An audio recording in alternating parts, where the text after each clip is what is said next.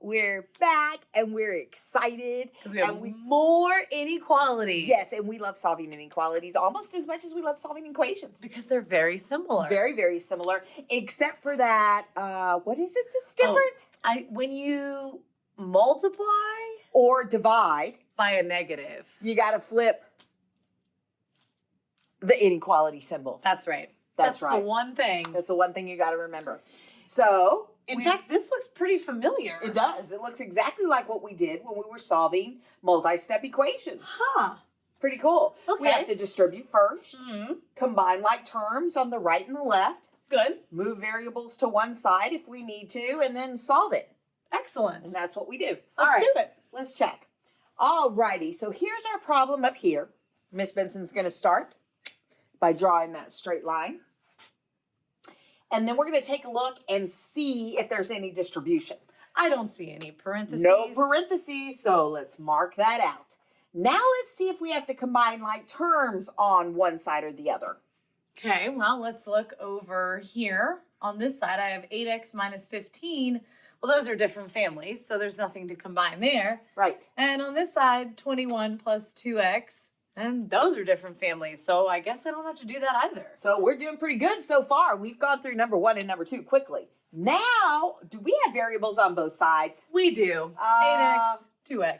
Well, we got to do something. I guess we can't get away scot-free. Well, we're going to do it just like we did with the equations. Absolutely. So let's move that 2x over to the other side. We did that by putting a box around it, including the sign in front of it, because that's a positive 2x. So our carriage is going to move that over.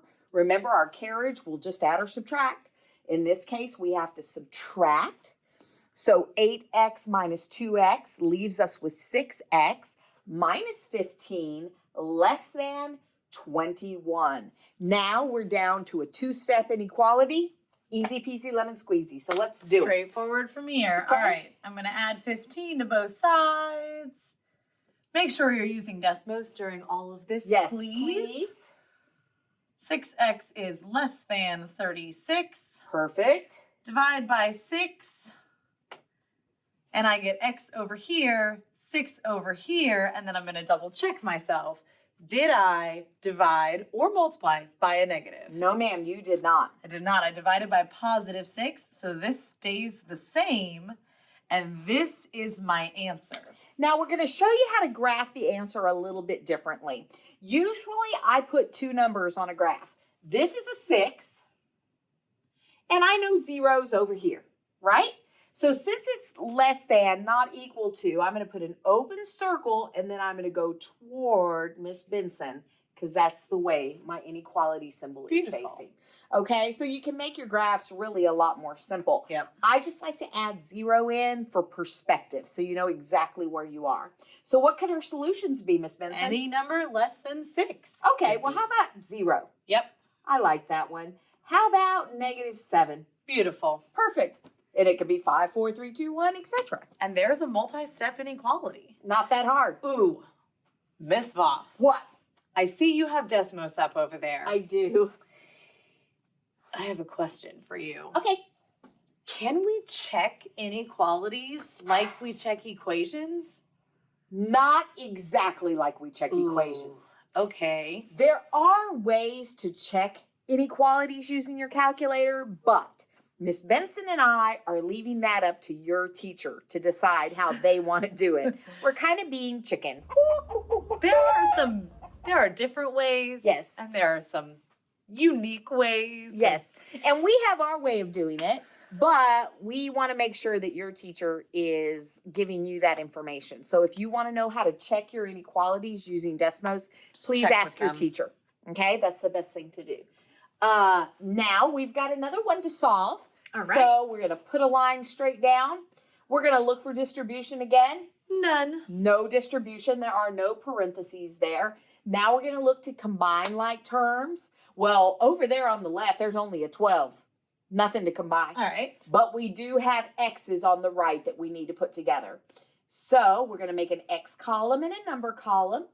We're going to put the -5x under the x's and a +2x under the x's. And we're going to put a +3 under the numbers. So when we add those together, we get negative 3x plus 3. So we just simplified this right side. Right, so we're going to rewrite it.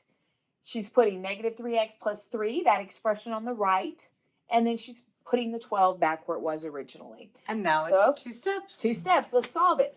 Oh, I guess we should have checked. But Oh, sorry. we don't have any variables to move because there's only a 12 over here. That's so right. Now it's 2 steps. Oops, we get excited sometimes. So the first thing we're going to do is move that 3 by subtracting.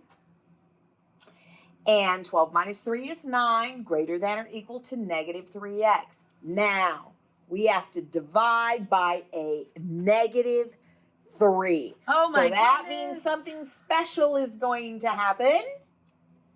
Okay? That greater than or equal to is going to flip and become a less than or equal to. Then, this is where it's going to get super Ooh. duper crazy. This one's a little bit crazy. We did it on purpose.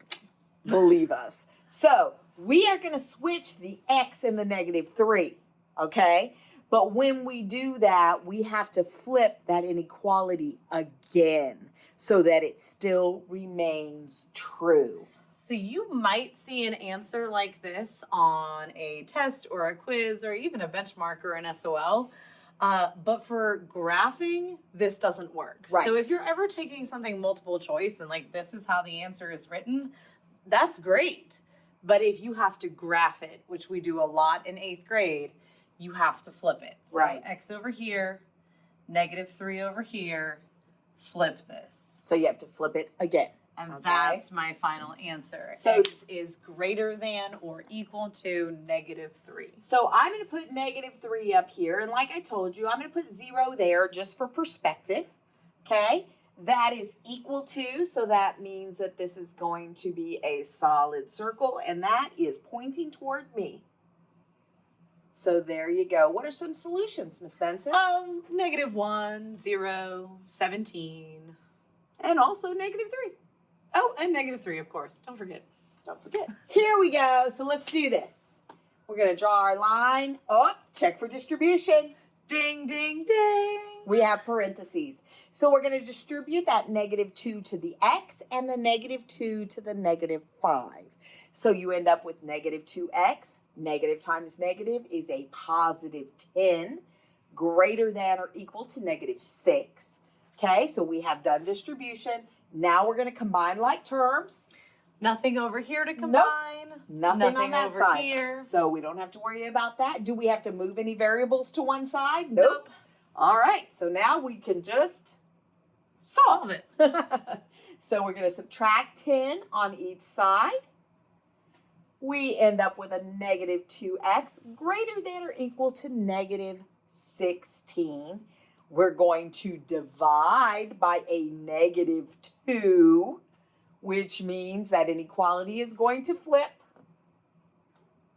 And remember, negative 16 divided by negative 2 is positive 8. Yep. All right, so if we're going to graph, let's go ahead and put an 8 here and a 0 there.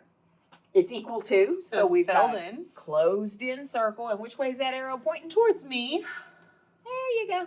Thank you. So what are some solutions, Miss Benson? 8 is the solution. Yep. 2, 0, negative 75. Oopsie, that didn't look like a negative. I'm sorry, Miss Benson. There you go. Miss Benson's very neat and Miss Voss is very messy. That's why Miss Voss usually does it right. Let's just be honest. All right. You're doing great. You're awesome. Pretty much Keep inequalities. it up. Let us know if you need anything.